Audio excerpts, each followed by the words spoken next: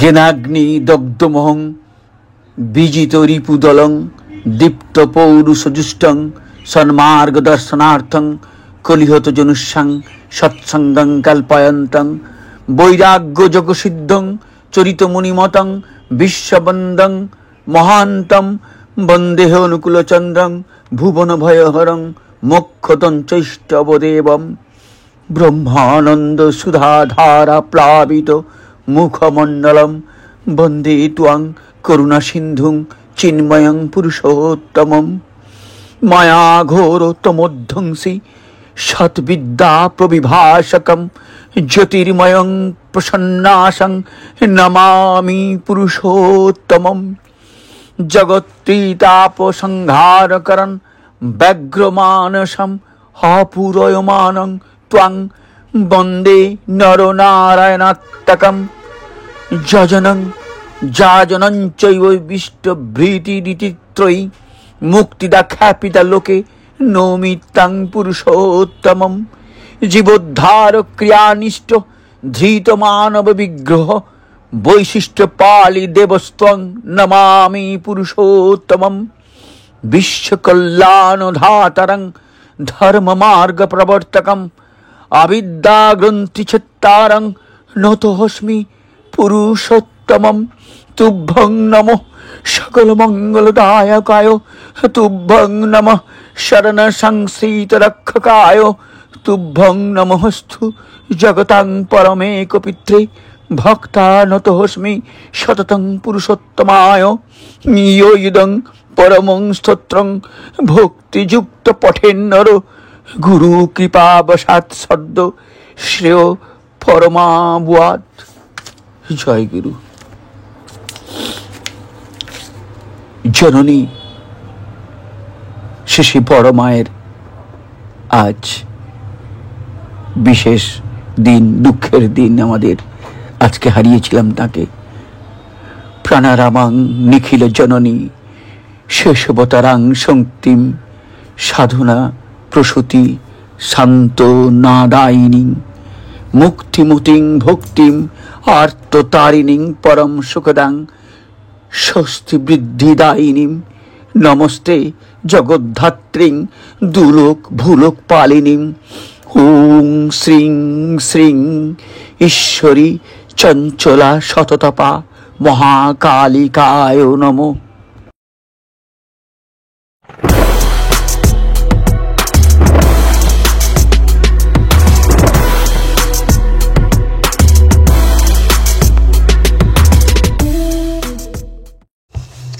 অনন্ত প্রেম ও ভালোবাসা নিয়ে পরম প্রেমময় শ্রী ঠাকুর প্রতিটি মানুষের পরম ও নিশ্চিন্ত আশ্রয়স্থল। লোকপালী পতিত পাবন তিনি। তাঁর সহধর্মিণী পরমারাধ্যা জগজ্জননী শ্রী বড়মাও একই ভাবের প্রকাশ। শ্রী ঠাকুরের নিত্য লীলাসঙ্গিনী হয়ে স্বামী তথা ইষ্টের প্রতি নিষ্ঠা প্রত্যাশা রহিত হয়ে তাঁরই সুখিত্বের সাধনায় চিরতন্দ্র কল্যাণ রূপিণী তিনি। জয়তু জননী মে বন্দে ত্বং পরম শুভদাং পরম পিতু রণন্য রূপাম পুরুষোত্তম রাগরঞ্জিতাং প্রেম ঘন রূপাং ধৃতিকৃতি সিদ্ধাম সদাত্তিকাং সত্তাপালিকাং শুভগদায়িনীং হৃদি সদাস্থিতাম অযুত নিযুত জীবকুলধাত্রীং প্রভুপদে নিত্য স্থিরমতিম প্রসিদ্ধতু মাতো প্রসন্ন চিত্তে তব জয় গীতির ভবতু বিশ্বে। পরম পূজ্যপাদ শ্রী বরদা লেখা জননী মে। শ্রীপদ পঙ্কজ অলক্তরঞ্জিত রক্ত কমল যেন শোভিছে, শ্রীপদ পল্লব জগত দুর্লভ ভক্ত জন কৃপা লোভিছে। মাধুরী মণ্ডিত মমতা সিঞ্চিত দুনয়নে করুণা ঝরিছে। তাপস বন্দিত চরণ যুগল হৃদয় পদ্ম আলো করিছে। সফল জীবন সাধন পূজন দর্শনে হৃদয় ভরিছে। রতন খচিত বসন ভূষণ শ্রীঅঙ্গে কত শোভা ধরিছে। সীমন্ত সজ্জিত সিঁদুর চর্চিত সুন্দর রূপ সবে হেরিছে। বাতাস বাহিত সুগন্ধ সৌরভ ভুবন অমোদিত করিছে। লাবণ্য প্রভায় বিভূতি বিভায় প্রকৃতি অপরূপ সাজিছে। দেব প্রসবিনী জগত জননী জগতে বরা ভয় দানিছে। বিনানন্দিত ভুবন বাঞ্ছিত কণ্ঠে মধুর ধ্বনি বাজিছে। অধম সন্তানে দয়া করো মাগো চরণ রেণু তব যাচিছে। পরম পূজ্যপাদ শ্রী শ্রী দাদা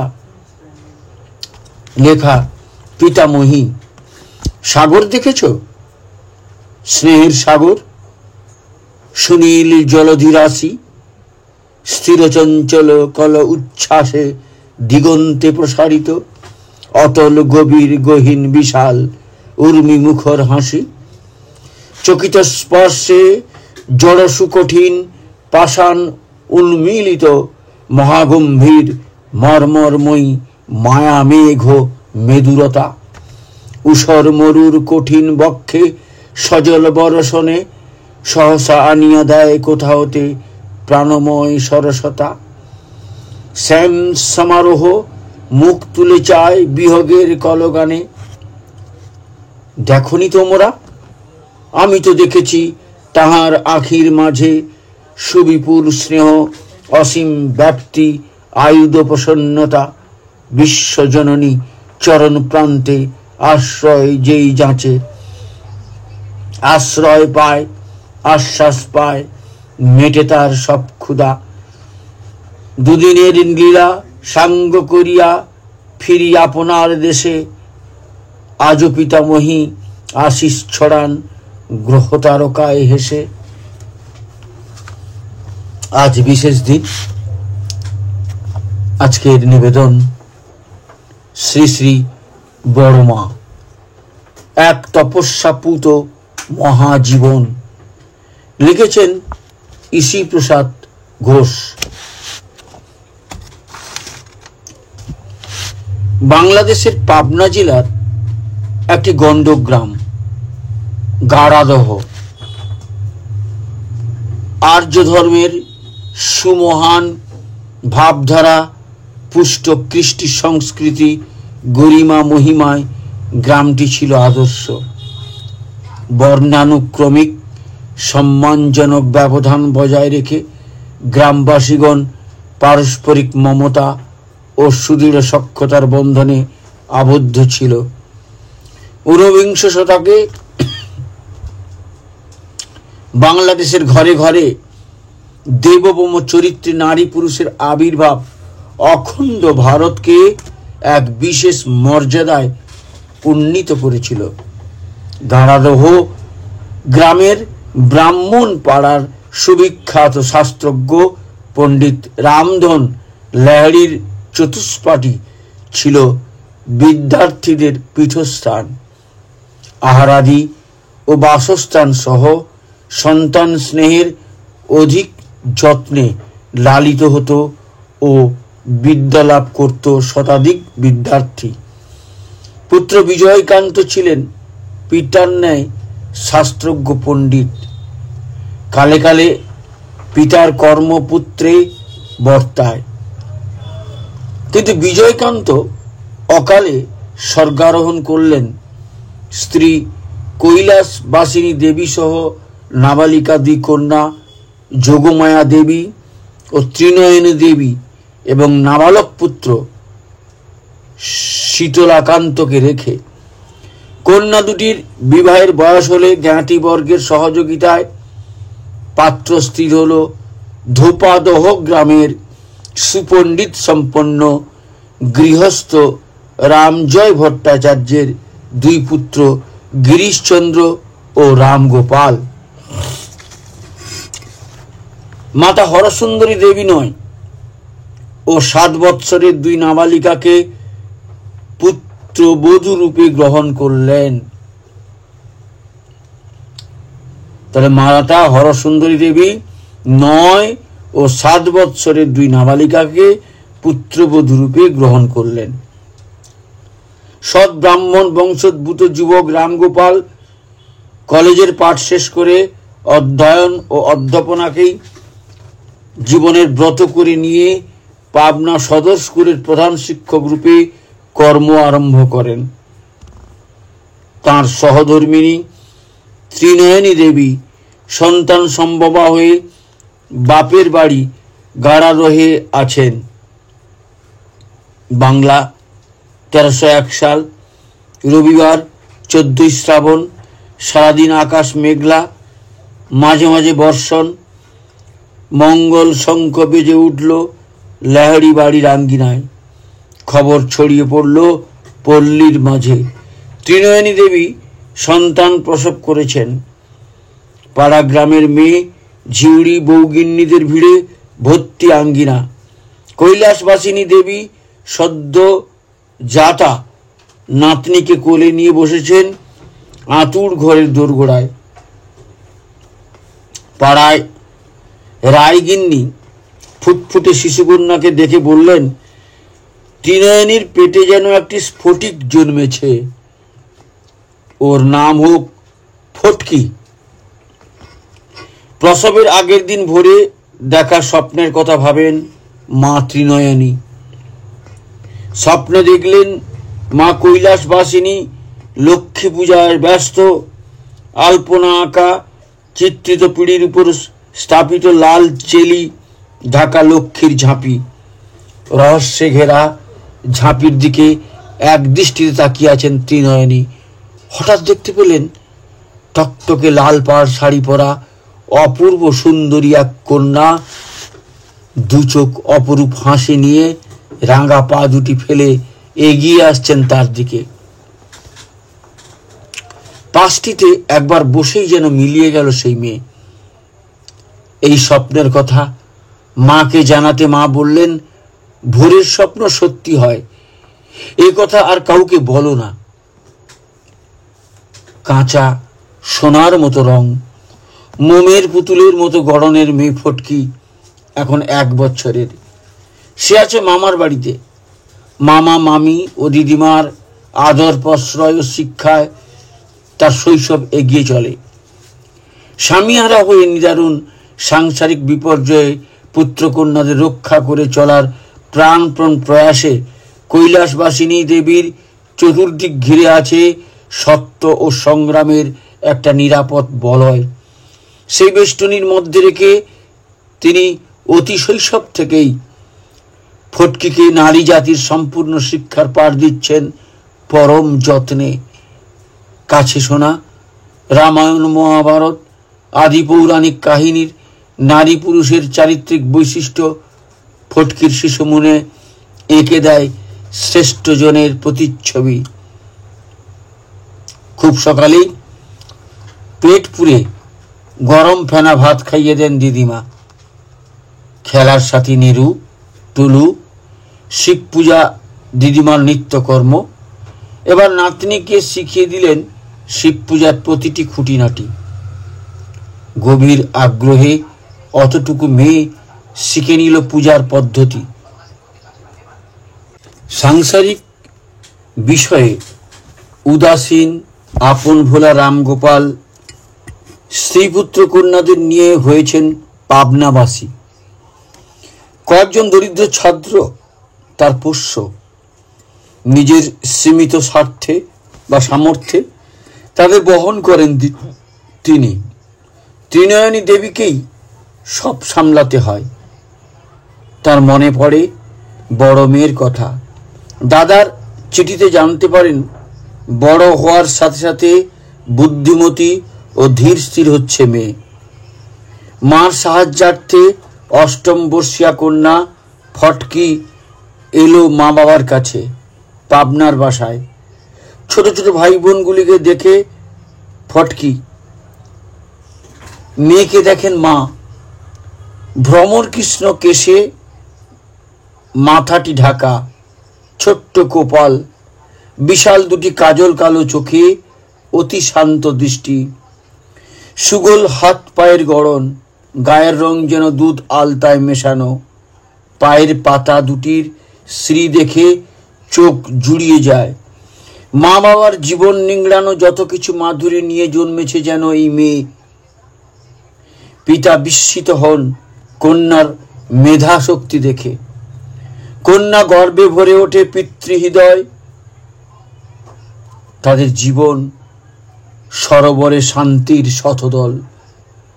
তাই নাম রেখেছেন সরসীবালা। পল্লীর শ্যামল সুষমা ছেড়ে শহরের শৃঙ্খলিত জীবনে মেয়ের প্রাণ বুঝি অস্থির হয়ে ওঠে। নিমন্ত্রণ উপলক্ষে ত্রিনয়নী দেবী যাবেন কুটুম্ব বাড়ি। পাবনা সদর থেকে প্রায় 2.5 কিলোমিটার দূরে হিমায়তপুরে। তার মামার মেয়ে, মামা হরসুন্দর রায়, ওই গ্রামের চৌধুরী বাড়ির বধূ। তার দেবরের উপনয়ন অনুষ্ঠান। সরসীবালা যাবে মার সাথে। সেখানে আছে বিশাল পদ্মা নদী। গ্রামে যাওয়ার আনন্দে মেয়ের মন নেচে ওঠে। সবার অলক্ষ্যে বিধাতা পুরুষ রচনা করেন আর এক ইতিহাসের পটভূমি। উপনয়ন অনুষ্ঠান বিপ্রবর্ণের সমাজে এক যজ্ঞ বিশেষ। চৌধুরী বাড়ি আত্মীয় স্বজনে পরিপূর্ণ। সুমধুর সুরে বাসছে নহবত। সরসীবালা ছোট্ট ভাইটিকে নিয়ে ঘুরে বেড়াচ্ছে এদিক সেদিক।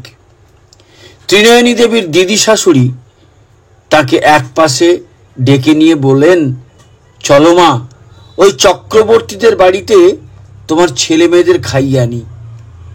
এ বাড়িতে আজ খেতে বেলা যাবে, তোমার বাচ্চাদের কষ্ট হবে বেলা পর্যন্ত না খেলে। বর্ধিষ্ণু গৃহস্থ মহাত্মা শিবচন্দ্র চক্রবর্তী, তার শাশুড়ি কৃষ্ণ সুন্দরী দেবী অতি প্রত্যুষে নাতি নাতনিদের জন্য রান্না করেন। খুব সকালে বাড়ির বাচ্চাদের ঘি দিয়ে গরম ফেনা ভাত খাওয়ানো তার নিত্য কর্ম। চৌধুরী গিন্নির সাথে ত্রিনয়নী দেবী যখন পৌঁছালেন, কৃষ্ণ সুন্দরী দেবী তখন খাওয়াতে বসিয়েছেন নাতি নাতনিদের। তাদের আসার কারণ জেনে সাদরে ব্যবস্থা করলেন খাওয়ার। ঘরের মধ্যে ত্রিনয়নী দেবীর চোখ পড়ল একটি 14-15 বছরের কিশোর বালকের দিকে। চাঁপার কলির মতো আঙ্গুল নেড়ে এক মনে বসে খাচ্ছে। অপূর্ব দেহকান্তি, নিটোল স্বাস্থ্য। বালক মুখ তুলে চাইল আগন্তুকদের দিকে। বড় বড় গভীর চোখে সুন্দর শান্ত দৃষ্টি। কৃষ্ণ সুন্দরী দেবী বলে উঠলেন, দাও বাছা, তোমার বড় মেয়েটিকে আমার বড় নাতি অনুকূলের সাথে বসিয়ে দাও। শুনে তাড়াক করে খাওয়া ছেড়ে লাফিয়ে উঠল কিশোর। বলে কি, মেয়ে মানুষের সাথে খাবো না আমি। বালকের গো দেখে হাসেন দিদিমা। তিনিও মজা করে বলেন, তা বই কি, দাঁড়া, ওই মেয়ের সাথেই তোর বিয়ে দিচ্ছি। দিদিমার সাথে না পেরে লজ্জিত কিশোর ঘর ছেড়ে বেরিয়ে যায়। নাতি নাতনিদের দিয়ে দিদিমা ঠাকুমারা এমন কত মজাই না করেন, কিন্তু সেদিনের সেই সাধ্যী রমণীর বাক্য যেন তরঙ্গায়িত হয়ে প্রতিধ্বনিত হলো বিশ্ব নিয়ন্তার দরবারে। হিমায়তপুরে আরো কয়েকটা দিন থেকে সরসীবালার প্রাণ যেন জুড়িয়ে যায়। ত্রিনয়নী দেবী সারা পল্লী ঘুরে বেড়িয়ে পরিচিত হন সকলের সাথে। একটি ব্যাপার বিশেষভাবে তার মনে রেখাপাত করে। চক্রবর্তী বাড়ির সেদিনের সেই অনুপম কিশোরটি যেন এই পল্লীটির প্রাণ। সর্বগৃহে তার অবারিত দ্বার। এমন দরদি পরোপকারী ছেলের প্রশংসায় পঞ্চমুখ সারা পল্লীবাসী। তিনি ভেবে পান না এটুকু বয়সে এমন লোকপ্রিয় হওয়া সম্ভব হয় কি করে। ছেলের মা অন্তঃপ্রাণ। মাতা মনমোহিনী দেবী প্রবল ব্যক্তিত্ব সম্পন্না, পরহিত ব্রতে সদা উন্মুখ, গুরুগত প্রাণা, মহীয়সী জননী। তার পরিচয় পেয়ে মুগ্ধ হন ত্রিনয়নী দেবী। তিনি বোঝেন ছেলের সকল অনুপ্রেরণার উৎসই তার জননী। সরসীবালার বয়স আরও 2 বছর এগিয়ে গেছে। 10 বৎসর বয়সেই মেয়ে বেশ গম্ভীর প্রকৃতির। বয়সের সাথে চেহারা চলন বলন হয়েছে আরও সুন্দর, শান্ত, সংযত, সহৃদয় মনোবৃত্তি, অমায়িক ব্যবহারে বংশের আভিজাত্য ফুটে ওঠে। মুখ দেখে মনের ভাব টের পাওয়া যায় না। মা বুঝতে পারেন অন্তর্দৃষ্টি দিয়ে। এতদিন দিদিমার কাছেই মনের কথা বলতে অভ্যস্ত ছিল যে হঠাৎই যেন বন্ধ হয়েছে মনের দরজা। পিতার কাছে প্রাথমিক শিক্ষার পাঠ নিয়ে শহরের বালিকা বিদ্যালয়ে শুরু হয় মেয়ের বিদ্যার্থী জীবন। শিক্ষার প্রতি মেয়ের আগ্রহ দেখে খুশি হন পিতা। ত্রিনয়নী দেবী স্বামীর কাছে ব্যক্ত করেন তার হিমায়তপুরের ভ্রমণ কাহিনী। মনের গোপন কথাটি তুলে ধরেন।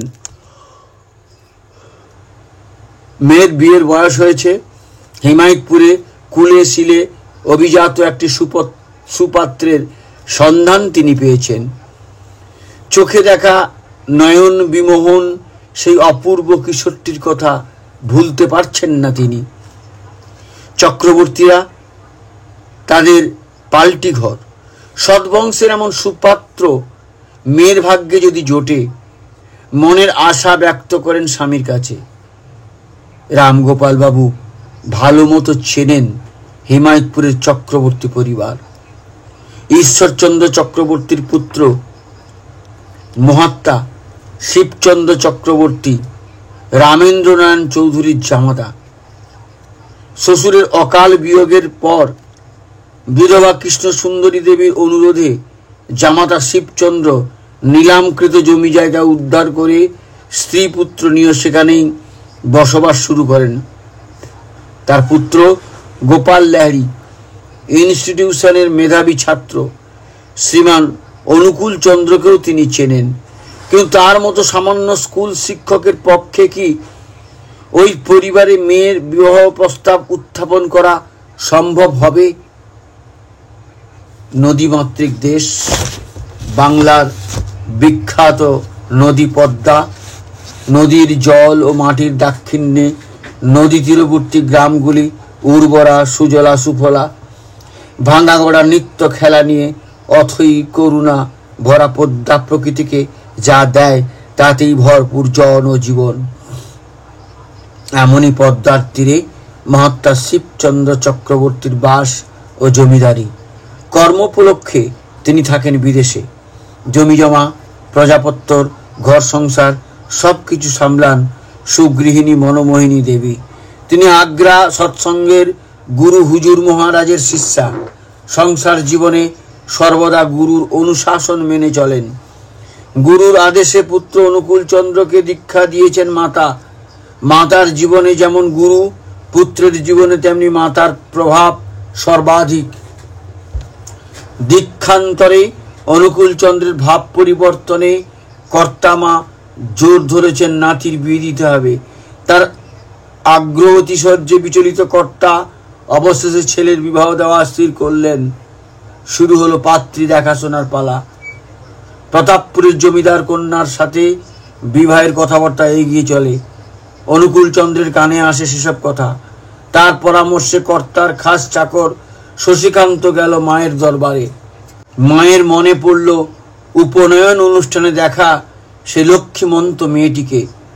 যুক্তি দিয়ে কর্তাকে বোঝালেন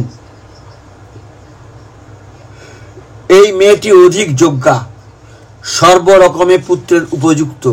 কর্তাও জানেন কন্যার পিতামাতাকে, তাদের কন্যা নিশ্চয়ই সর্বসুলক্ষণা। তাছাড়া কর্তা ও তার সহধর্মিনীর মনোনয়নে যথেষ্ট আস্থা রাখেন। মত হলো কর্তার। মাসখানেক ধরে কনে দেখার পালা শেষ হলে ঋষি প্রজাপতির কৃপা দৃষ্টিতে বিয়ের ফুল ফুটল সরসীবালার। হিমায়তপুর, কাশীপুর, বাজিতপুর, প্রতাপপুর ও ছাতনি পঞ্চগ্রামের প্রতিটি গৃহে পৌঁছে গেছে আনন্দের বার্তা। হিমায়তপুরের চক্রবর্তী বাড়ির জ্যেষ্ঠ সন্তান শ্রীমান অনুকূল চন্দ্রের বিবাহ আগামী 27শে শ্রাবণ সোমবার বিবাহের দিন। 1 মাস আগে থেকে নহবতের মঞ্চ বাঁধা হয়েছে পদ্মাপাড়ে বাঁধের উপর। বাসছে নহবত মন মাতানো সুরে। পঞ্চগ্রামের প্রাণের প্রতীক লোকপ্রিয় বরবেশী কিশোর অনুকূল চন্দ্র চন্দন চর্চিত শ্বেত বসন পরিহিত গৌর কলেবর বরের অপরূপ রূপের ছটায় আলোর দীপ্তি হলো আরো উজ্জ্বল। বধূবেশী রূপময়ী বালিকা সরসীবালা।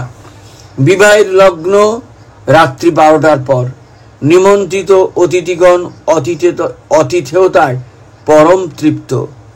সমাপ্ত হলো স্ত্রী আচার। বেদ মন্ত্র ঝঙ্কৃত হলো পুরোহিতের উদাত্ত কণ্ঠে। লগ্নক্ষণে সালাঙ্কারা কন্যার পানি গ্রহণ করে বরের আবেগোচ্ছল কণ্ঠে ধ্বনিত হয়ে উঠল ওম গৃহাম্মি তে শুভগত্তায় হস্তং ময়া পত্তা জরা দুষ্টির্যস্থাস ভগ অর্জমা সবিতা পুরন্ধীর্মজং তা দুর্গাহ পত্তায় দেবা। নববধূ সরসীবালা এসেছে শ্বশুর বাড়ি। টিনের চাল,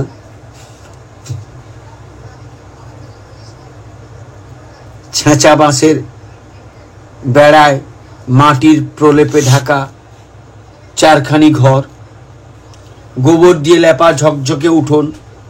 বছর 1.5-এর দেবর তাকে কোলে নিয়ে বাড়ির দাওয়ায় বসে ছোট্ট বধূ। এই ছোট্ট খোকাটির ভার বধূকে দিয়ে শাশুড়ি মাতা হেসেল সামলাচ্ছেন। বাড়িটিকে ঘিরে আছে রাংচিত্রার বেড়া। একটু দূরেই ঘন জঙ্গল। বন্যজন্তুর আনাগোনা আছে বাড়ির আশেপাশে। সন্ধ্যার পরে শোনা যায় বাঘের ডাক। মাঝে মাঝে গৃহস্থের গরু ছাগলটা হারিয়ে যায়। পল্লীবাসীরা অভ্যস্ত এমনতর জীবনযাপনে। সকালবেলা পাড়ার গিন্নির বান্নির দল এসেছে বউ দেখতে। বোস গিন্নি কোলে তুলে নিলেন নতুন বউকে। ঘোষ জায়া ঘর থেকে টেনে বের করলেন শ্রীমান অনুকূল চন্দ্রকে। দুটিকে জোড়ে মিলিয়ে দেখবেন তারা। নববধূ জড়সড় হয়ে দাঁড়িয়ে বরের পাশে। বর মাথা উঁচু করে দাঁড়িয়ে, চোখে হাসি, ঠোঁটে কৌতুক। বর অবগুণ্ঠিতা বধূর দিকে তাকিয়ে বলল, ও বউ, ওরা তোমাকে দেখবে বলছে, ঘোমটা খোলো। আশা মিটিয়ে দেখা হলো সকলের। অতুলনীয় যুগল মূর্তি। মাতা মনোমোহিনীর সৌভাগ্যে খুশি সকলেই। ভাদ্র মাসে নতুন বধূর পা দেখতে নেই। শুভ দিন দেখে শ্বশুর শাশুড়িকে বা শ্বশুর বধূকে বাপের বাড়ি পাঠান। গা ভরা নতুন গয়না, মাথা ভরা সিঁদুর শাড়ি পরে সরসীবালা পালকি চেপে যায় বাপের বাড়ি। নববেশে দিদিকে দেখে ভাই বোনেরা ছেকে ধরে। আনন্দে মার চোখে অশ্রুধারা। ঘিরে ধরে সমবয়সী সঙ্গিনীর দল। প্রশ্ন বাণে বিব্রত করে সখীকে। গম্ভীর সরসীবালা বাচালতা পছন্দ করে না। সঙ্গিনীরা বিদায় নেয়। বেলা 4টে বাজলেই মেয়ে ব্যাকুল হয়ে ওঠে। ছোট্ট বোনটিকে নিয়ে যায় অদূরবর্তী জুবিলি ট্যাঙ্কের জলাধারে জল আনতে। কলসি জলে ডুবিয়ে মেয়ে নির্নিমেষে নয়নে চেয়ে থাকে পুকুর পাড়ের পথের দিকে। স্কুলের ছেলেরা দল বেঁধে বাড়ি ফেরে। তার প্রিয়জনের ফেরার পথ তো ওইটাই। ভাদ্র মাস শেষ হতে মনোমোহিনী দেবী পুত্রবধূকে নিয়ে আসার ব্যবস্থা করেন। সরসীবালার সাংসারিক শিক্ষার হাতে খড়ি হয়েছে দিদিমার কাছে। সংসার ক্ষেত্রে অবশ্য করণীয় বিষয়গুলি শিশুবেলা থেকে দিদিমা তাকে শিখিয়েছেন। দিনে দিনে সেই অভ্যেস মজ্জাগত হয়ে গেছে মেয়ের জীবনে। তাই এই বালিকা বয়সেই সুঅভ্যেস তার বোধ বুদ্ধিকে পরিণত করেছে। শাশুড়ি মাতা বধূর কর্মোদ্যম দেখে খুশি। বউ তার সংসারের সব জিনিস সুন্দর করে গুছিয়ে রাখে, তুচ্ছ কোনো কিছুই ফেলে না। সংসারের সবকিছুর প্রতি অসীম মমতা। ছোট্ট দেবর ননদের যত্ন করে পরম স্নেহে, গুরুজনদের প্রতি অগাধ শ্রদ্ধা। কোনো না কোনো কাজে লেগেই আছে সব সময়, না নেই কোনো কাজে। জানি না পারি না বলতে জানে না। মেজ ছেলে খেপা হালুয়া খেতে চাইলে বউকে জিজ্ঞাসা করলেন হালুয়া রাঁধতে জানে কিনা। বউ সম্মতি জানিয়ে হালুয়া রাঁধতে বসে। হালুয়া খেতে গিয়ে খেপা খেপে ওঠে, হ্যাঁ ছ্যা ছ্যা ছ্যা, নিমতে তো, ছুঁড়ে ফেলে সুজির বাটি। কর্তামা বাড়ি মাথায় তোলেন। অকর্মা বউ কিচ্ছু জানে না শুনে কর্তা তার গিন্নিকে বলেন, ওইটুকু মেয়ে আর জানে কি, তারই তো শিখিয়ে দিতে হয়। গিন্নি বলেন, এ বউ তো কোনো কিছুতেই না বলে না, যা বলা হয় সবেতেই হ্যাঁ। আহার আনতে বাইরে যাওয়ার সময় কর্তা দেখেন বধূটি দাঁড়িয়ে আছে শ্বশুরের জন্য মশলা হাতে নিয়ে। ঠিক খেয়াল আছে কখন কি করতে হবে।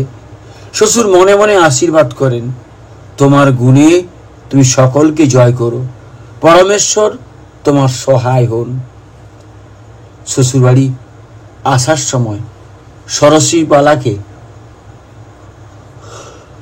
মা বলে দিয়েছেন, দেখো মা, কেউ যেন তোমাকে নির্লজ্জ বউ না বলে। লজ্জা মেয়েদের ভূষণ, লাজ লজ্জা রেখে চলো। শ্বশুর শাশুড়ি স্বামীকে দেবতাজ্ঞানে মান্য করো। দেবর ননদদের খুব ভালোবাসো। তোমার কর্মের দোষে তোমার মা বাবার নিন্দা যেন শুনতে না হয়। যে যেই বলুন সহ্য করো। কারো দোষ দেখো না, কাউকে দোষী করো না। সব সময় মনে রাখবে, যে সয় সে রয়। এ বড় সত্যি কথা। মার কথাগুলি পদে পদে মেনে চলে সরসীবালা। শাশুড়ির অনুমতি ছাড়া কারোর সাথে কথা বলে না। সর্বদা ঘোমটায় ঢাকা রাখে মুখ। হাত দুটি সর্বদা ব্যস্ত রাখে নানা কাজে। দোষ একটাই, কথা বলে কম। সরসীবালার ছোট দেবর বাদল তারই সমবয়সী।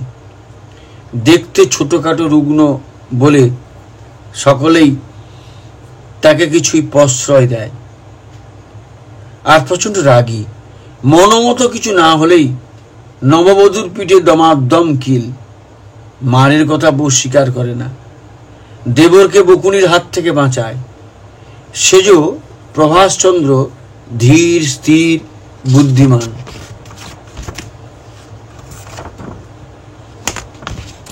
তার বৌঠানকে ভারী পছন্দ। দেবর কথা বলতে চায়, গল্প করতে চায়, বৌঠানের জবাব শুধু ঘাড় নেড়ে। অবশেষে বউ বুদ্ধি বের করে দেবরকে খুশি করে। দেবরের প্রশ্নের জবাব দেয় মাটিতে লিখে। সমস্যার একটা সুষ্ঠু সমাধান হয়। 3 মাস হয়ে গেল সরসীবালা শ্বশুর বাড়ি এসেছে। এর মধ্যে শিখে ফেলেছে অনেক কাজ, ভুল ত্রুটিও হয়েছে বেশ। শাশুড়ি একদিন পায়েস রাঁধতে বলে দেখলেন বউ পায়েসের ফ্যান গালছে। শাশুড়ির মাথায় হাত। অবশ্য ত্রুটি ধরিয়ে দিলে আর ভোলে না। এখন তার উপর অনেকটাই নির্ভর করা যায়। বিকেলে রান্নার কাজটা সেই করে। এখন শীতের রাত, সরসীবালা রান্নাঘরে। চারিদিকে নিশ্চুপ। কর্তারা যে যার ঘরে। পদ্মার বুক থেকে হু হু করে ঠান্ডা হাওয়া আসে। পাশের বাঁশঝাড় থেকে শোনা যায় শেয়ালের ডাক।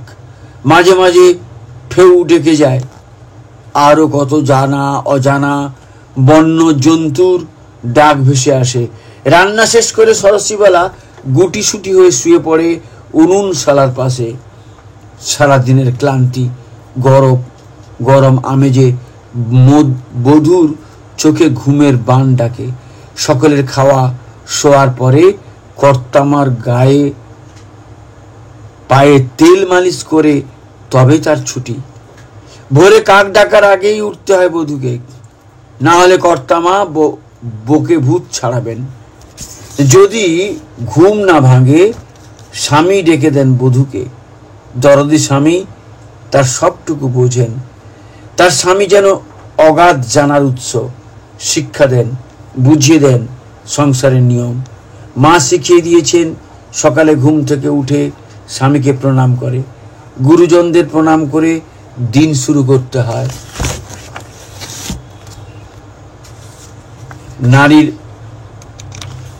স্বামী নারীর অবলম্বন, তার অস্তিত্ব। তাকে কেন্দ্র করে পরিবারস্থ সকলের সুখ সম্পাদন করে তোলাতেই নারীর আনন্দ। কল্যাণময়ী সেবায় সকলকে তৃপ্তিদান করতে সক্ষম হয়েছেন সরস্বতীবালা। তাই সে লক্ষ্মী বউ। লক্ষ্মীমন্ত বধূকে লক্ষ্মী স্বরূপে রক্ষা করা গৃহস্থের কর্তব্য। সেই কর্তব্যে চক্রবর্তী বাড়ির কর্তা গিন্নি সদা সচেতন। ছেলেদের স্কুল, কর্তার কাছারির কথা স্মরণ রেখে সরস্বতীবালা বাড়ির কর্তা রান্নাঘরে ব্যস্ত। 19-20 বছরের তরুণ স্বামী পদ্মা থেকে স্নান করে এসে ভিজে কাপড়ে কোচর থেকে এক গ্লাস পুঁটি মাছ উনুন সালে ফেলে দিয়ে বললেন, তাড়াতাড়ি পুঁটি মাছের চচ্চড়ি রেঁধে দাও আমাকে, খেয়ে স্কুলে যাব এক্ষুনি, দেরি করো না যেন। সব ফেলে বউ মাছ রান্না করতে বসলো। ঠিক সময়ে পছন্দের জিনিস মুখে দিয়ে স্বামীর অধরে হাসি ফোটে। প্রিয়ের যা কিছু প্রিয় সেবায় তাকে সম্পাদন করে তোলাতেই নারীর তৃপ্তি। তার স্বামীর প্রয়োজন খুব কম, অন্যের প্রয়োজন পূরণে সদা সচেষ্ট। বইয়ের বিদ্যার চেয়ে মানুষের দুঃখ দারিদ্র তাকে হাতছানি দেয়। প্রাণপণ শক্তিতে ঝাঁপিয়ে পড়েন আর্তত্রাণে। এমন স্বামীর কর্তব্যে, স্বামীর চাহিদায় সরস্বতীবালা সর্বস্ব দিতে পারে। পিতার দেওয়া বড় গড়নের সোনার মাকড়ি দুটো সর্বক্ষণ পরা থাকতো বধূর কানে। একদিন শাশুড়ির লক্ষ্য পড়ল, বৌমার কানে সে মাকড়ি দুটো তো আর দেখা যাচ্ছে না। প্রশ্নের জবাবে বধূ নিরুত্তর। রুষ্ট হলেন শাশুড়ি। জানতে পারলেন কর্তামা। ব্যাস, আর যাই কোথায়, চেঁচিয়ে পাড়া মাথায় করে জানিয়ে দিলেন, বউ আজকাল সংসারের ভার পেয়ে জিনিসপত্র সব বাপের বাড়ি সরিয়ে দিচ্ছে। বউ নিজে কথা বললেও বোধহয় শাশুড়ি বিশ্বাস করতেন না। তবু বউয়ের নিরুত্তর থাকার কারণ জানতে পারেন না। গম্ভীর হয়ে ভাবেন, এটুকু মেয়ে, বোঝা কি তারও সাধ্যের বাইরে। বিচলিত হয়ে ওঠেন, মুখ ভার হয়ে ওঠে তাঁর। গৃহের পরিবেশ হয়ে গেল থমথমে। বউ তো একেবারেই চুপ। দিন দুই এভাবে কাটে। এক বিকালের অবসরে মাতা মনোমোহিনী ছেলের কোলে বসে আছেন ঘরের বারান্দায়। বধূ গেছে জল আনতে। এমন সময় জেলে পাড়ার জেলে বউ এসে দাঁড়ালো কুণ্ঠিত পায়ে। ধীরে ধীরে একটা কাগজের মোড়ক বের করে রাখলো গৃহিণীর পায়ের কাছে। গৃহিণী সুদান, ওটা কি রে সদু? ছলছলে ছেলে বউ, ছলছলে চোখে জেলে বউ জানায়, দিদি ঠাকরুন, বড় দাদাবাবুর জন্য আমার ছেলে প্রাণে বেঁচে উঠেছে। চিকিৎসা করবার পয়সা ছিল না। দাদাবাবু গোপনে এই সোনার জিনিস দুটো দিয়েছিলেন। ছেলের বাবা আজ মাছ বিক্রি করে ও দুটো ছাড়িয়ে এনেছে, তাই দিয়ে গেলাম গো দিদি ঠাকরুন। গরিবের মা বাপ দাদা ঠাকুর বেঁচে থাক, রাজা হন তিনি। জেলে বউ কখন চলে গেছে। বধূ জল এনে তার কোল থেকে ছেলে নিয়ে কাজ করছে। গিন্নিমা তখন স্তব্ধ হয়ে বসে আছেন একই জায়গায়। পায়ের কাছে তখনও পড়ে আছে কাগজের মোড়কটি। তিনি ভাবছেন, সব দোষ ঘাড়ি নিয়ে ছেলের উদার কীর্তি সামলাতে এই দুটো দিন মনে কি কষ্টই না পেয়েছে মেয়েটা। দুঃখে আনন্দে তার চোখ বাষ্পাচ্ছন্ন হয়ে ওঠে। এমন প্রতিপ্রাণা লক্ষ্মী মেয়েকেও সংসার কেমন করে ভুল বোঝে।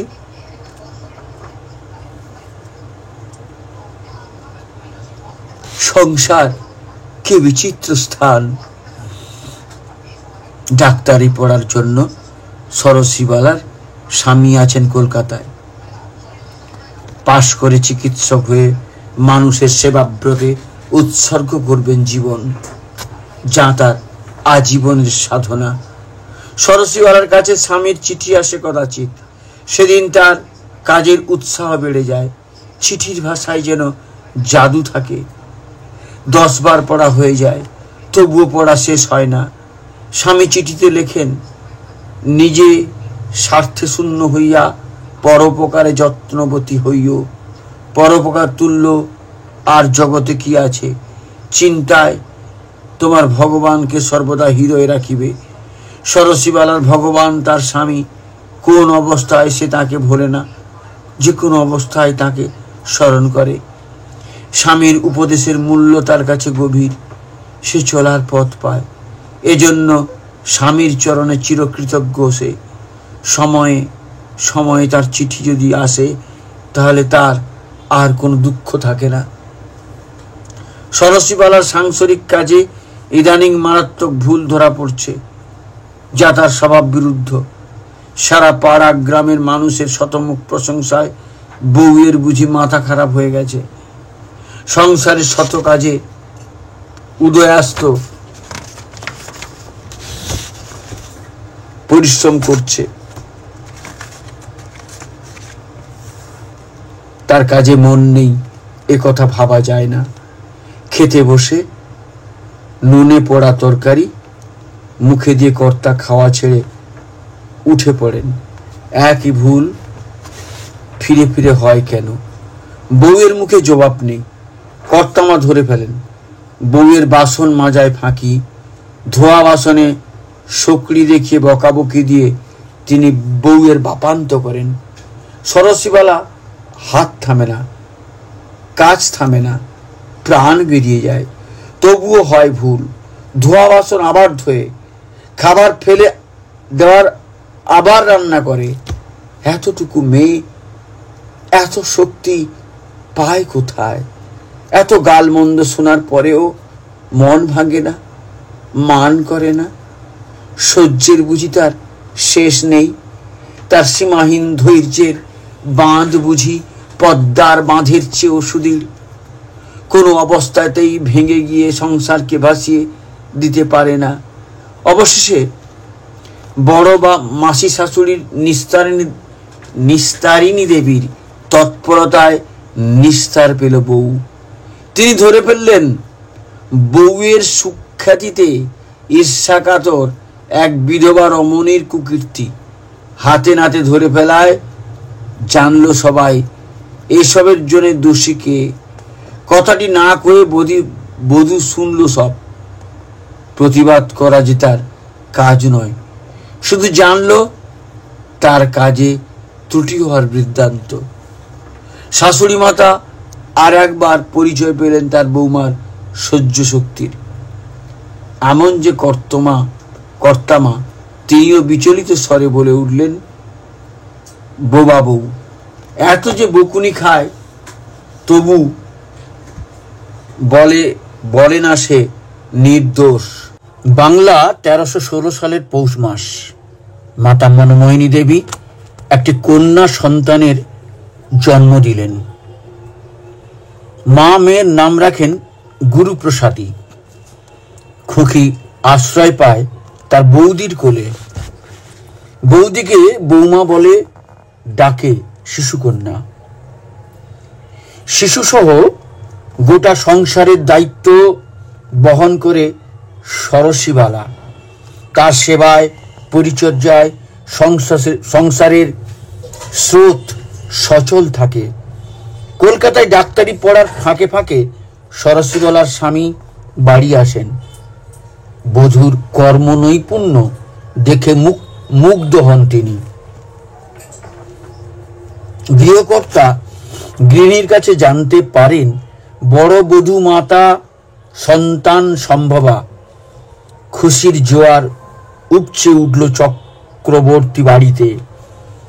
শাশুড়ি তার গুরুদেবের চরণে প্রার্থনা জানালেন এমন লক্ষ্মী বউয়ের শিবের মতো ছেলে হোক। বৌমাকে পাঠালেন পিতৃগৃহে। 5ই অগ্রহায়ণ 1318 সাল। সন্ধ্যারতি হওয়ার সাথে সাথে পাবনার রামগোপাল ভট্টাচার্যের বাড়িতে নবজাতকের কান্নার সুর ভেসে উঠল। সন্ধ্যায় মঙ্গলারতির সাথে বেজে উঠল মঙ্গল শঙ্খ। সন্তান প্রসব করে অসুস্থ হয়ে পড়ল সরসীবালা। চিকিৎসা চলতে থাকে।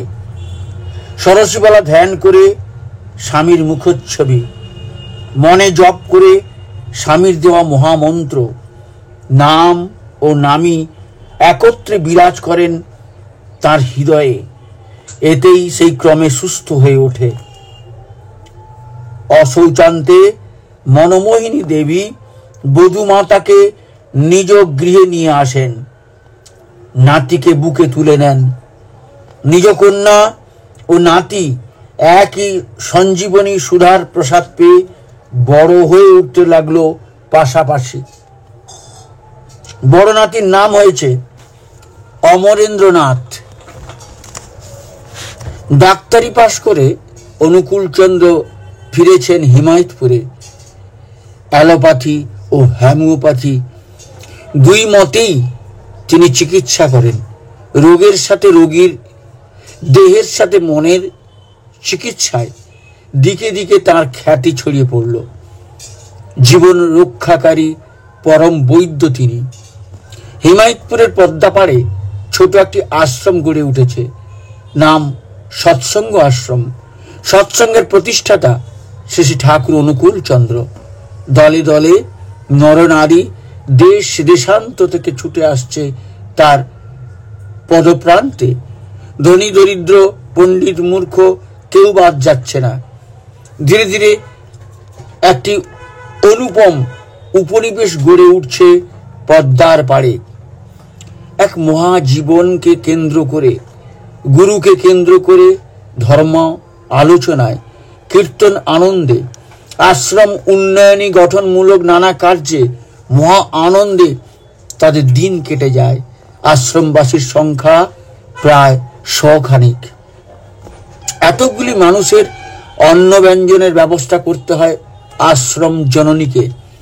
বধূমাতা সরসীবালা এই কাজে তার সর্বক্ষণের সঙ্গী। মাতা ও বধূর অবসর নাই। সকালের খাওয়ার শেষে হেসেল যখন আর কিছুই অবশিষ্ট থাকে না, হাঁড়ি কুড়ানো ভাত কটি একটু নিম পাতা সেঁকে খেয়ে নেন, আর 1 ঘটি জলের সাথে। শ্রী ঠাকুর স্থায়ীভাবে এক জায়গায় থাকতে চাইতেন না। কখনো বিশ্ববিজ্ঞানের ঘরে, কখনো মাতৃমন্দিরের পাশে, কখনো পদ্মার ধারে ছেঁচা বেড়ার ঘরে, মুক্ত আকাশের নিচে তাঁবু টাঙিয়ে, মোটা কাপড়, চট বা ত্রিপলের ঘেরা দিয়ে ঢাকা ঘরে। এভাবে তার সাথে বাসা বদল হয়েছে কতবার। ঠাকুর যেখানে থাকতেন তার পাশে পাশেই থেকে তার সুখ দুঃখ আনন্দের সাথী হয়ে থাকতেন স্বামী অনুবর্তিনী সহ ধর্মিনী। আশ্বিন মাস। বধূমাতা সরসীবালার আকাঙ্ক্ষা হয়েছে এবার আশ্রমে করবেন দেবী দশভূজার পূজার আয়োজন। উৎসবের আনন্দে মেতে উঠে আশ্রমবাসী। নিত্যদিন সংসারের সকল কর্ম সুসম্পন্ন করে চলে তার পূজার আয়োজন। সমস্ত ব্যবস্থা যখন প্রায় সম্পূর্ণ, নেমে এলো আকস্মিক অভিঘাত। সন্তান প্রসবকালীন অবস্থায় মেজবধূ সুকুমারী দেবী এক শিশুকন্যার জন্ম দিয়ে চলে গেলেন অনন্তের পথে। এখানেও রয়েছে বিধির বিধান লঙ্ঘনের কারণ। শ্রী ঠাকুর জননী দেবীকে আগেই জানিয়ে রেখেছিলেন মেজ বৌমার আর যেন সন্তান না হয়। জননী মনমোহিনী দেবী মাতৃহারা 7টি সন্তানকে নিয়ে দিশেহারা হয়ে পড়লেন। এগিয়ে এলেন বধূমাতা সরসীবালা দেবী। সদ্য প্রসূত শিশুকন্যাকে তুলে দিলেন তার জ্যেষ্ঠ পুত্রবধূ আনন্দময়ীর কোলে। দেবর জায়ার 6টি সন্তানকে তুলে নিলেন নিজের কোলে। মৃন্ময়ী মাতার পরিবর্তে আশ্রমবাসী দেখতে পেল চিন্ময়ী মাতার দুর্গতি নাশিনী রূপ। সরসীবালা দেবী স্বামীর মনোবৃত্তানুসারিণী সহধর্মিণী। স্বামীর জীবনই তার জীবন, স্বামীর ইচ্ছাই তার কর্ম। শ্রী ঠাকুর শিষ্যদের কাছে প্রায় বলেন, বড় বউ যদি আমার এমনটি না হতো, যদি বাধা সৃষ্টি করত কখনো আমার চলনায়, আমি কি আর এই রকম ভাবে এগিয়ে যেতে পারতাম? আমার চলার পথ কি এমন মসৃণ হতে পারত, এমন অবারিত? শ্রী ঠাকুর কলকাতায় থাকাকালীন জননী মনমোহিনী দেবী কলকাতায় এসে অসুস্থ হয়ে পড়েন। চিকিৎসা সেবা ও যত্নের কোনো ত্রুটি হচ্ছে না। তবু জননী যেন কাকে খুঁজছেন, বারে বারে চাইছেন দ্বারের দিকে। শেষে একদিন বলে ফেললেন, বড় বৌমাকে তোমরা নিয়ে এসো, সে না এলে আমার শান্তি নাই। খবর পেয়ে তখনই পাবনা থেকে কলকাতা রওনা হন সরসীবালা দেবী। রোগীর সমুদয় ভার নিয়ে কোলের শিশুর মতো করে পরিচর্যা করতে লাগলেন। প্রায় 24 ঘন্টাই থাকেন শাশুড়ির কাছে। মাকে ফিরিয়ে আনা হয় পাবনা আশ্রমে। 1344 সাল 6ই চৈত্র রবিবার আশ্রম জননী মহাপ্রস্থানের পথে যাত্রা করেন। শেষ দেখা দেখতে গ্রাম গ্রামান্তর থেকে মানুষ আসতে থাকে দলে দলে। জননী দেবীর দেহখানি 2 হাতে ধরে অসহায় শিশুর মতো কাঁদছেন ঠাকুর, কাঁদছে সকলেই। নিথর মাতৃ অঙ্কে হাত দুটি রেখে বসে আছে একটি নিশ্চল পাষাণ প্রতিমা। জননীর অতি আদরের বড় বধূ। ঠাকুর মুখ তুলেছে, গম্ভীর কণ্ঠে বললেন, বড় বউ, আমাদের মা চলে গেলেন। আশ্রমবাসী হলো মাতৃহারা, আজ আশ্রয়চ্যুত হলো তারা। তুমি তাদের মা হও, আজ থেকে আশ্রয় হয়ে দাঁড়াও তাদের। তোমার স্নেহের কোলে আজ থেকে সকলে ঠাঁই পাক। আজ আর তুমি বধূ নয়, আজ তুমি মা। সকলের জননী হলে আজ থেকে তুমি। সৎসঙ্গের প্রাণ পুরুষের সাহায্যে, তার ঐশী পরিচালনায়, বিপুল আত্মশক্তিতে, সুদৃঢ় কর্মক্ষমতায়, জ্ঞানে বিজ্ঞানে, শিক্ষায় সাধনায়, মনুষ্যত্বের দেশ ও দশের কাছে বহু সমাদৃত সৎসঙ্গ আশ্রম একটি আদর্শ প্রতিষ্ঠান। সবকিছুর নিয়ন্তা পাবক পুরুষ শ্রী ঠাকুর অনুকূলচন্দ্র। আপন ব্যক্তিত্বের প্রভায়, সুষ্ঠু কর্মদক্ষতার গুণে এই বৃহৎ প্রতিষ্ঠানটির সকল সংসারের যাবতীয় দায়ভার মাথায় নিয়ে ঠাকুরকে নিশ্চিন্ত করেছেন সরসীবালা দেবী। তিনি আজ সকলের লক্ষ্মী মাতা, বড় মা। 11 বছরের ছোট বালিকা বধূরূপে এসে নারীত্বের চরম সার্থকতায়, মাতৃত্বের পরম প্রাপ্তিতে আজ তিনি সকলের কল্যাণময়ী জননী। বিশ্ব মানবের অভাব পূরণের জন্য সদা তৎপর, বিশ্ব কল্যাণের নিয়োজিত বিশ্বজননী বা বিশ্বজনীন স্বামীকে সরসীবালা দেবী কখনো তার সংসারের প্রয়োজনে ব্যতিব্যস্ত করে তোলেননি। স্বামীর বৃহৎ পরিবারের মহৎ কর্মযজ্ঞে আপন শক্তিকে নিঃশেষে ব্যয় করেছেন। 4টি সন্তান সরসীবালা দেবীর, অমরেন্দ্রনাথ, বিবেক রঞ্জন, সাধনা দেবী ও শান্তনা দেবী। জ্যেষ্ঠ পুত্র অমরেন্দ্রনাথ কায় মনোবাক্যে পিতার নির্ধারিত কর্মেই উৎসর্গীকৃত প্রাণ। একাধারে উপযুক্ত পুত্র ও অনুগত শিষ্যের মতো পিতার সুবিশাল কর্মযজ্ঞের তিনি প্রধান পুরোহিত। পিতামাতার ইচ্ছা পরিপূরণ করাই তার জীবনের ব্রত। হঠাৎই মহাকালের চাকা উল্টো পথে চলার জন্য থমকে দাঁড়ালো 1946 সালের 16ই আগস্ট। কলকাতা মহানগরীতে রক্তক্ষয়ী সংগ্রামে প্রাণ গেল অসংখ্য নিরীহ নরনারীর। আজ এসে লাগলো পাবনাতেও। শিউরে উঠলেন ঠাকুর। ভাবি কালের 10টা পুরুষ বিশিষ্ট জনের সঙ্গে আলোচনায় যুক্তিজাল খাড়া করে কালের কুটিল প্রবেশ দিলেন আটকে। রক্ষা পেল পাবনা। দেশব্যাপী বিষাক্ত আবহাওয়া ঘুরে গেল অন্য পথে। উৎকণ্ঠা আর অমানবিক পরিশ্রমে ঠাকুর হয়ে পড়লেন অসুস্থ। স্বামীর সুস্থতা কল্পে বড়মার সর্বপ্রকার সাবধানী প্রচেষ্টা একে একে হতে লাগলো ব্যর্থ। অগত্যা তিনি পরামর্শ করলেন চিকিৎসকগণের সঙ্গে। বায়ু পরিবর্তনেই শ্রী ঠাকুর আরোগ্য লাভ করবেন। সকলের এই সিদ্ধান্তে স্বাস্থ্যকর স্থান দেওঘরে যাওয়া স্থির হলো। এদিকে বড়মার কর্মব্যস্ততার আজ যেন শেষ নেই। সুবিশাল পরিবারের সকলের সব কিছুর দায় সামলাতে নেহাত যেটুকু প্রয়োজন তা জড়ো করে দেখা গেল বোঝা হয়েছে পর্বত প্রমাণ। ঠাকুরের বিদায় বার্তা পূর্বাহ্নে টের পেয়ে প্রকৃতি যেন আজ শাশ্বনয়না। সৎসঙ্গীগণ সহ গ্রামের বিশিষ্ট জনেরা তাকে দ্রুত ফেরার জন্য অনুরোধ করতে লাগলেন বারংবার। যাত্রার উদ্যোগ পর্ব শেষ। বিদায়ের শেষ লগ্নটি সমাগত। বড়মার হাত ধরে ঘরের বাইরে পা রেখে ধীর পদক্ষেপে নির্দিষ্ট গাড়ির দিকে এগিয়ে গেলেন ঠাকুর। শুরু হলো দেওঘর যাত্রা। কোটি কোটি টাকা মূল্যের সম্পদ তুচ্ছ হয়ে পড়ে রইল পেছনে।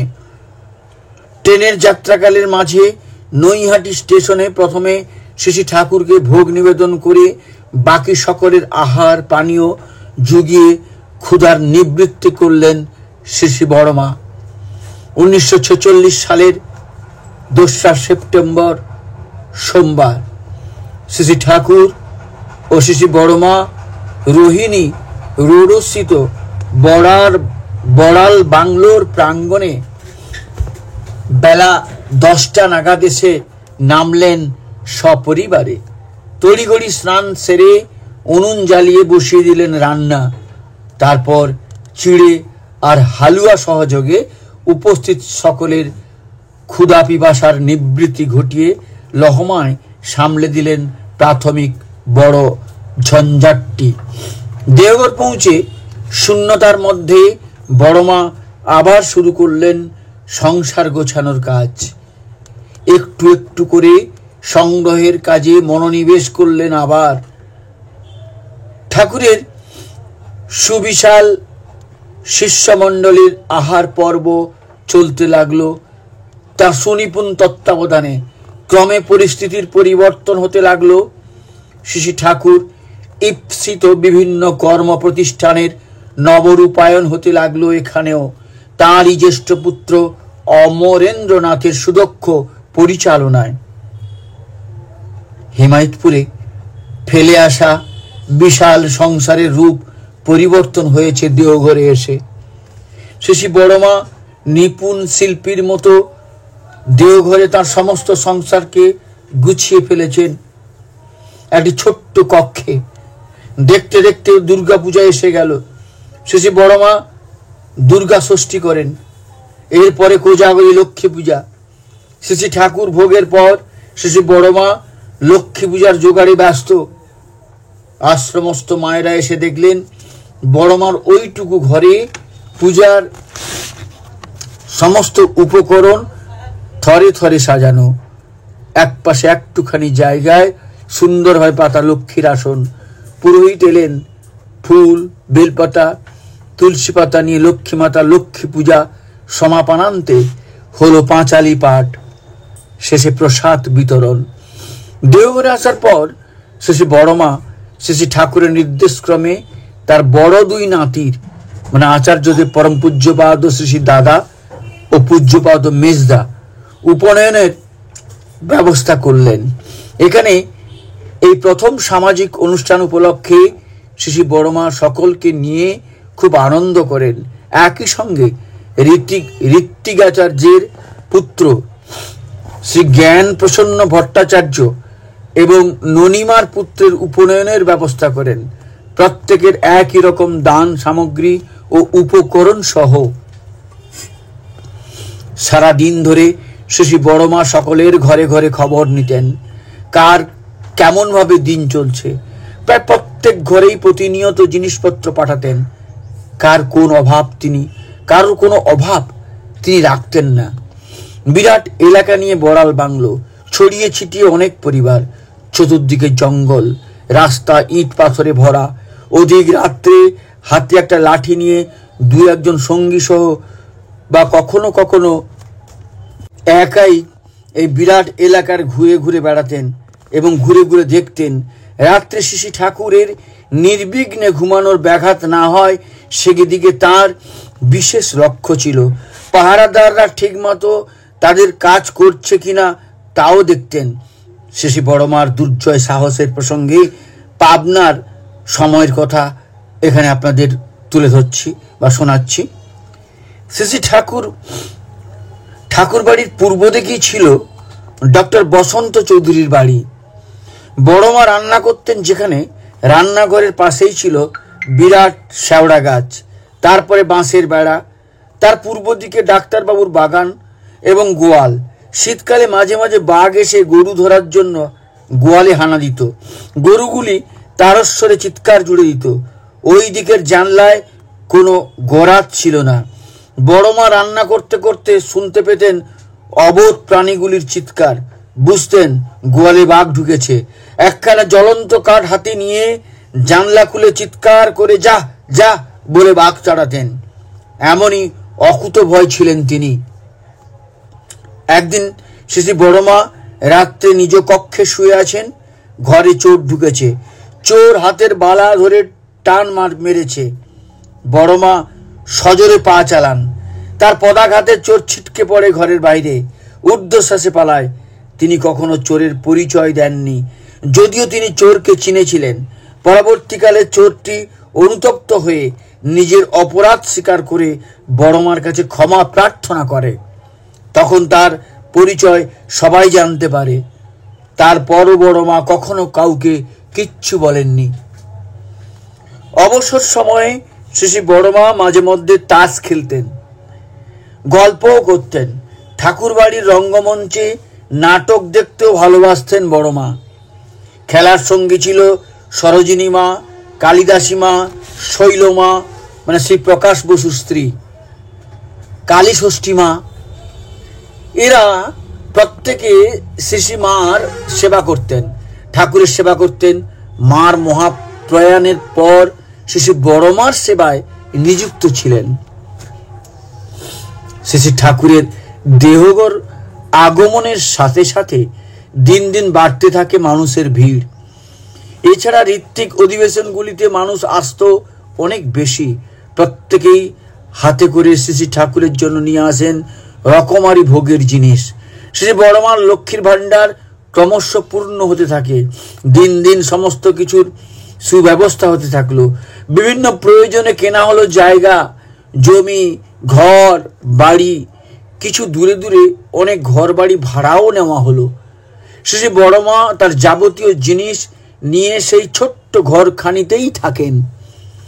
সৎসঙ্গ আশ্রমের পরিসর ক্রমে ক্রমে বাড়তে থাকে।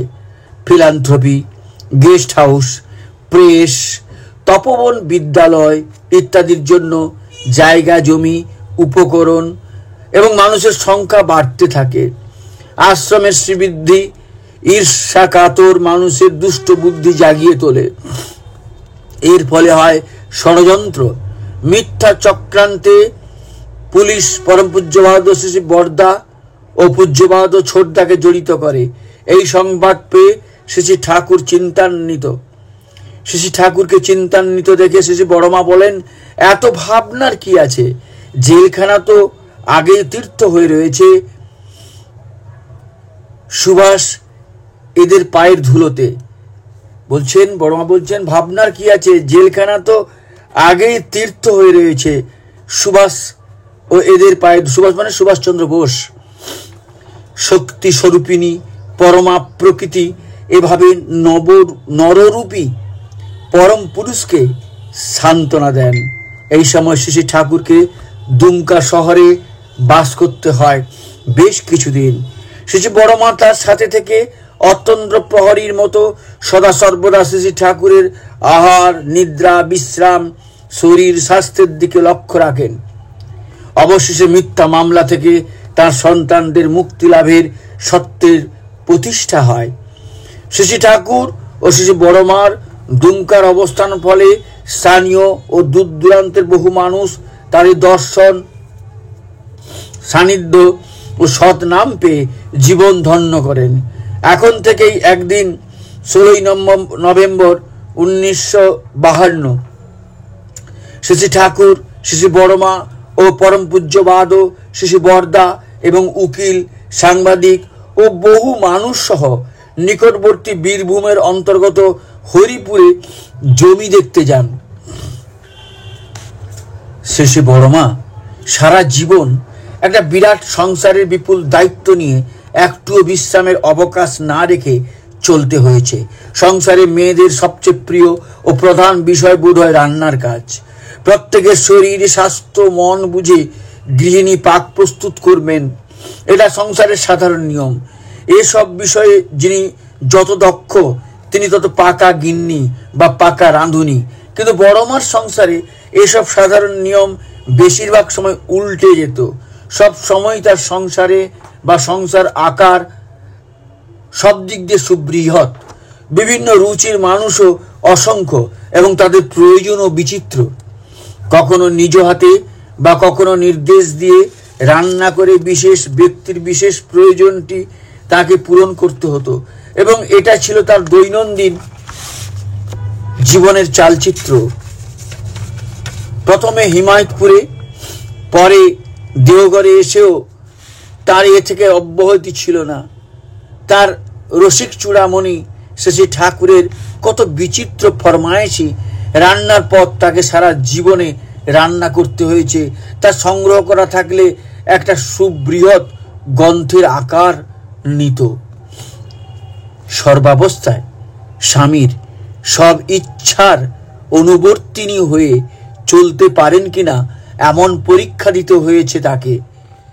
অহরহ প্রতি মুহূর্তে প্রতিক্ষণে তিনি পরীক্ষা দিয়েছেন। রান্না প্রস্তুত, ঠাকুর খেতে বসেছেন, হঠাৎ তিনি বললেন খিচুড়ি খাবো। রান্না হয়নি তো কি, খিচুড়ি তার চাই এবং এক্ষুনি। কোনো কথা না বলে তখনই নিয়ে এলেন প্রার্থিত বস্তু। চালে ডাল মিশিয়ে কি অপূর্ব কৌশলে তিনি ঠাকুরের চাহিদা মেটালেন তা তিনিই জানেন। কোনোদিন হয়তো বললেন আজ ঘি ভাত খাবো, খেতে তো বসেই আছেন, তখনই রান্নাঘরে গিয়ে ঘি গরম মশলার সাথে অন্যের অপূর্ব সংমিশ্রণ ঘটিয়ে তৈরি করলেন অতি সুস্বাদু ঘি ভাত। কোনো কিছুতেই তাকে বিব্রত করা যায় না। পরীক্ষার্থীর কাছে এ যেন আনসিন কোশ্চেন। পরীক্ষায় যদি হয়ে থাকে তবে তিনি সসম্মানে উত্তীর্ণ হয়েছেন তা নিঃসন্দেহ। এই পরিবারের অলিখিত অনুশাসন, অভুক্ত অনাহত অতিথি, অভ্যাগতদের না খাইয়ে ফেরাবার উপায় নেই। আগন্তুকের সংখ্যা বাড়তে বাড়তে যদি শতাধিকও হয়ে যায় তা হলেও বলার কিচ্ছু নাই। বিরক্ত হলে, ক্লান্ত হলে চলবে না। সবশেষে কোনোদিন অর্ধভুক্ত, কোনোদিন বা চিড়ে মুড়ি খেয়ে কাটিয়ে দিয়েছেন। তার টের পায়নি কেউ কোনোদিন। শুধু কি তাই, অসহ্য শারীরিক কষ্টের মধ্যেও তাকে অতিথি আপ্যায়ন করতে হয়েছে। ডাক্তারবাবুরা এসে তার হাঁটুর ফোড়া অপারেশন করলেন। অবশ করার পদ্ধতি ছাড়াই দরজার চৌকাঠের কোণায় কপাল ঠেকিয়ে দাঁতে দাঁত চেপে অস্ত্রোপচারের তীব্র দুঃসহ যন্ত্রণা সহ্য করলেন, একটুকু শব্দ না করে। শরীরটাকে কোনো মতে ঘুষ্টে টেনে নিয়ে রান্নাঘরে গিয়ে ঠাকুরের আবদারের ডাক্তারবাবুদের পরিতোষ সহকারে ঘি ভাত রান্না করে খাওয়ালেন। পুরুষোত্তমের লীলা সঙ্গিনী যিনি, তার জীবনে সুখ আরাম বিলাসিতা নাই। দুঃখের অগ্নি তপস্যার ভেতর দিয়ে একদিন তিনি শান্তি ও আনন্দ লোকে উত্তীর্ণ হন। তখন সাধারণ মানুষ তার মধ্যে, তার সান্নিধ্যে এসে পায় শান্তি। বিরাট বনস্পতির তলায় থাকে নিবিড় ছায়া। শ্রী ঠাকুর বিরাট পুরুষ, শ্রী বড়মার মধ্যে তারই প্রতিচ্ছবি। জ্যোতি আশ্রমে শ্রী ঠাকুর বসে আছেন। একদিন প্রশ্ন করলেন, বড় বউকে আপনাদের কেমন মনে হয়? বহুজনের বহু রকম উত্তরের পরিবর্তে ঠাকুর তার একটি মাত্র পরিচয় দিলেন। আপনাদের ঠাকুর যদি নারী দেহ নিয়ে জন্মাতো, তাহলে যে রূপ হতো তা এই বড় বউ। নারী দেহ আশ্রিত ঠাকুরের পরিপূর্ণ প্রতিরূপ শ্রী শ্রী বড়মা। 1956 সালের 21শে মে কৃত্রিম উপায়ে ঠান্ডা ঘরে দুপুরে শ্রী ঠাকুর বিশ্রামরত। হঠাৎ ঝড় বৃষ্টি, ঘরের ভিতর ও বাহির মিলে প্রচন্ড ঠান্ডা। ঘরে ঠাকুরের অস্বস্তি শুরু হয়। কেউ কিছু বোঝার আগেই ঠাকুর সংজ্ঞাহারা। প্যারিদা ওষুধ আনতে ছুটেন।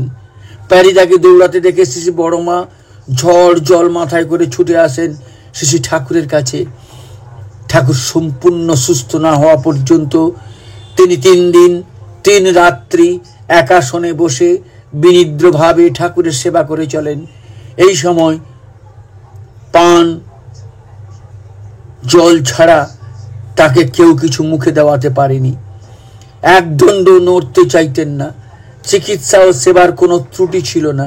3 দিন পর ঠাকুরের শারীরিক অবস্থার একটু উন্নতি হতে পূজ্যপাদ ও শ্রী বড়দার একান্ত অনুরোধে একটু করে ফলের রস তাকে খাওয়ানো যেত। কয়েক সপ্তাহ এভাবে বেঁচে থাকা তার মতো সাধ্যের পক্ষেই সম্ভব। আশ্চর্য যে এতে তার শরীর খারাপ হওয়ার তো দূরের থাক, বরং তার মুখমণ্ডল ছিল দিব্য জ্যোতিরে উজ্জ্বল ও মহিমান্বিত, যেন কোনো এক নিবিড় সাধনায় মগ্ন ছিলেন তিনি। কিছুদিন পরে ঠাকুর বাংলার বড় হল ঘরে শ্রী ঠাকুরের থাকার ব্যবস্থা হতে সে স্থান আবার সরব হয়ে ওঠে। শ্রী ঠাকুরের অন্নভোগের ব্যবস্থা করে নিজ হাতে খাইয়ে তবে নিজে ভোগ গ্রহণ করেন শ্রী বড়মা।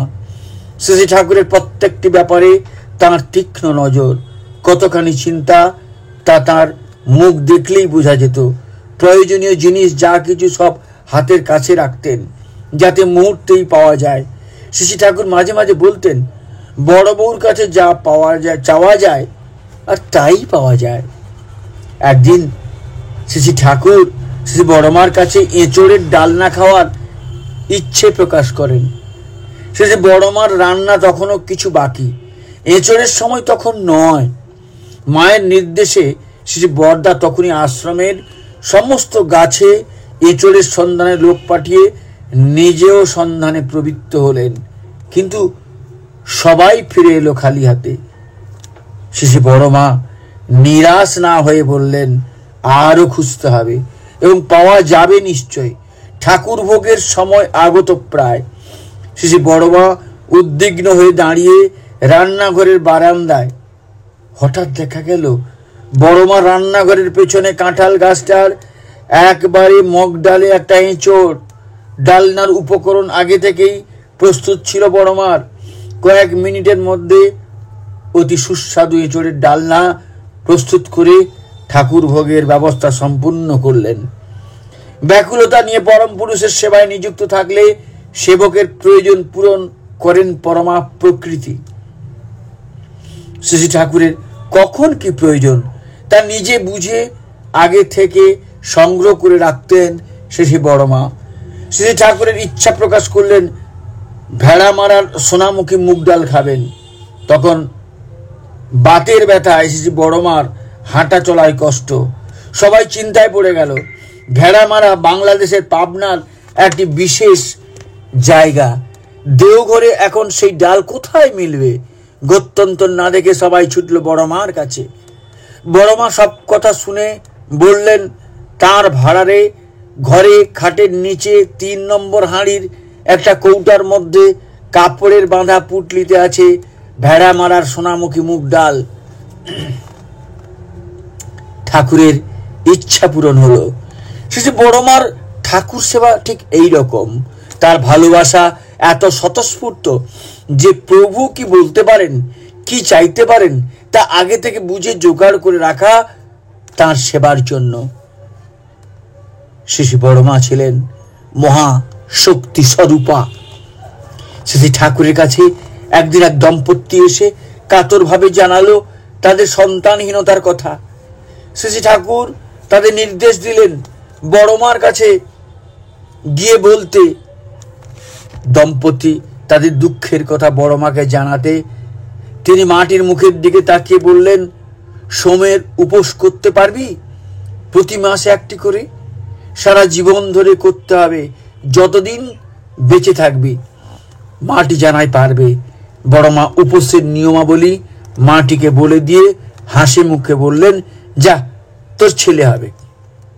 বছর 1.5 পরে কোলে একটি সুন্দর পুত্র সন্তান নিয়ে মাটি দেহঘরে এসে শ্রী ঠাকুর ও শ্রী বড়মাকে দর্শন ও প্রণাম করে যায়। শ্রী বড়মার সাক্ষাৎ মা অন্নপূর্ণা। তার ভাড়ারে কোনো কিছুর অভাব থাকে না, টান পড়ে না কখনো। তার পুতক করস্পর্শে সবকিছুই অপুরন্ত ধারায় চলতে থাকে। পরম পূজ্য বাদর শ্রী বর্দা একবার মাকে সাথে নিয়ে বর্ধমান ঠাকুর বাড়িতে গেছেন। মন্দিরে রান্নার ব্যবস্থা হয়েছে 30-40 জনের। এদিকে শ্রী বড়মা শ্রী বর্দার শুভাগমনের সংবাদ ছড়িয়ে পড়ায় মানুষের সংখ্যা বাড়তে থাকে, ক্রমশ বাড়তে থাকে। আশ্রমের কর্মকর্তারা প্রমাদ গুনলেন। শ্রী বড়মা ওই এক হাঁড়ি থেকেই প্রসাদ বিতরণ করলেন শতাধিক মানুষকে।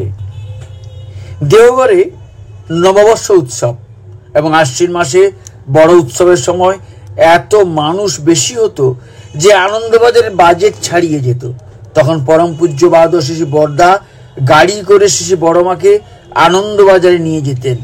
শ্রী বড়মা আনন্দবাজারের ভাড়ায় ঘরের চাল ডাল ইত্যাদিতে শ্রীহস্তের স্পর্শ দিয়ে আসতেন।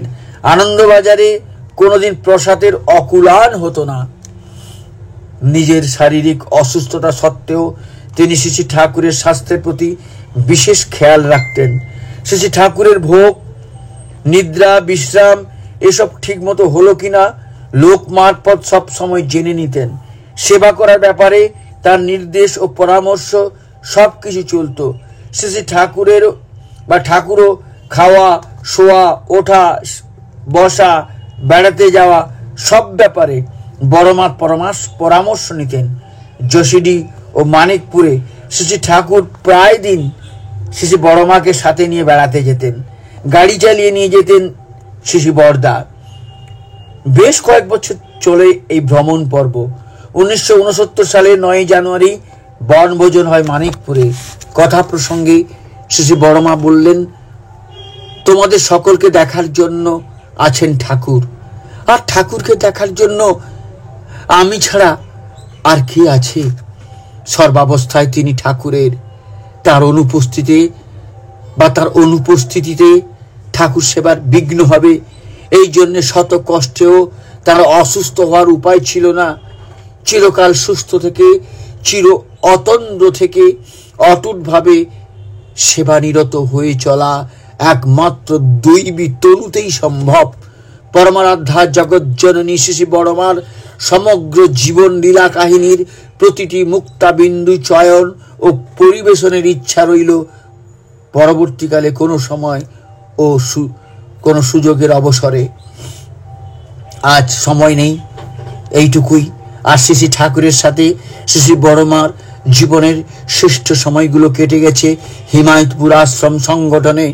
বাল্য, কৈশোর, যৌবন ছড়িয়ে প্রৌঢ়ত্বের সীমায় এসে পৌঁছালেন রুক্ষ কাঠিন্যে ভরা বিহার ভূমিতে। একেবারে নিঃসহায়, নিঃসম্বল অবস্থায় ফেলে এসেছেন অতুলনীয় বৈভবে ভরা তিলে তিলে গড়ে তোলা সাধের আশ্রম। পূর্ণ থেকে শূন্যতার মাঝখানে আবার শুরু হলো শূন্য থেকে পূর্ণতার দিকে চলা। এ চলা ছিল অপুরন্ত, অদম্য। শ্রী ঠাকুরের মহাপ্রয়াণের পর শ্রী বড়মার সব কাজ যেন ফুরিয়ে গেল।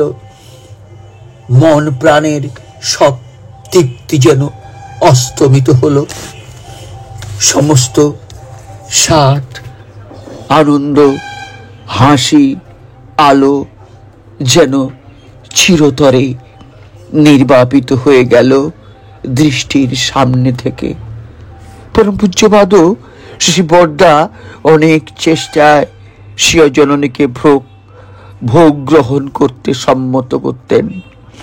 আসাম, পুরী, রামকানালি, মেদিনীপুর প্রভৃতি নানা স্থানে বেড়াতে নিয়ে যান, কিন্তু তার স্বাস্থ্যের উন্নতি আর হলো না। শুধু যেন অপেক্ষা করতেন পরম ধামে মহাপ্রয়াণের সেই চরম খণ্ডের জন্য। 1978 সালের 26শে বৈশাখ বুদ্ধ পূর্ণিমার দিন বেলা 10টায় পুরুষোত্তম লীলা সঙ্গিনী লক্ষ্মী মাতা শ্রী বড়মা মর্থলীলার অবসান ঘটিয়ে পরম ধামে শ্রী ঠাকুরের কাছে যাত্রা করলেন।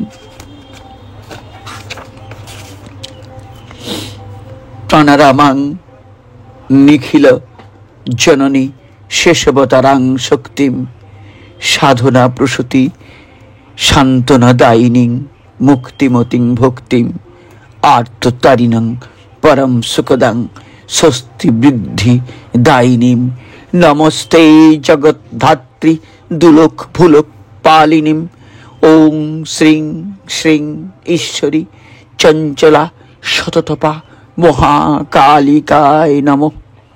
জয় গুরু। আজ এই পর্যন্ত, আবার আগামী পর্বে দেখা হবে। ভালো লাগলে সবাই শেয়ার করবেন, সাবস্ক্রাইব করবেন, মন্তব্য করবেন, ভুল ত্রুটি দেখিয়ে দেবেন, সংশোধন করব। পরমপিতার আতুল চরণে আপনাদের সবার সার্বিক মঙ্গল প্রার্থনা করি। জয় গুরু। বন্দে পুরুষোত্তমম।